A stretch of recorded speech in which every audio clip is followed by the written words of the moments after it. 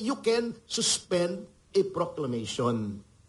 But only when evidence is strong. Yung mga actuations po ng ating COMELEC, sad to say, do not inspire confidence.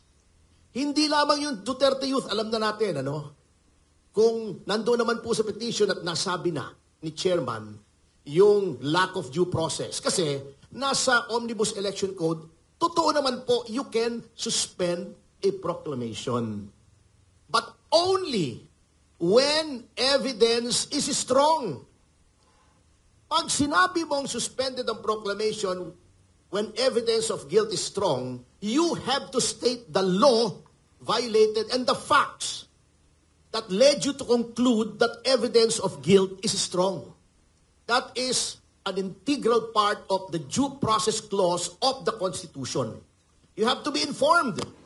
The law must inform you, it must hear you before it condemns you. Dito walang hearing. And the suspension is not even based on strong evidence as provided for in the law. It is based on serious allegations. Allegations. Sinabi na ng ating Korte Suprema, accusation is not synonymous with guilt. Serious allegations. Are you effing kidding me? Etong kasama natin sa SMNI, sinabi ko, oy, rapist ito. Is that not a serious allegation? Nasaan ang proof ko?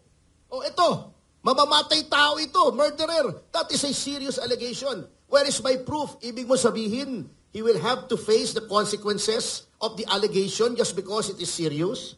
Plus, yung equal protection clause, persons similarly situated must be similarly treated. Diba yung sa Akbayan, Gabriela? Serious allegations, recruitment para sa insurgency movement, armed insurgency against the government, pinapatay na pulis sa sundalo, nagre-recruit ka, pati yung recruit na papatay. Hindi mo maseryoso yun?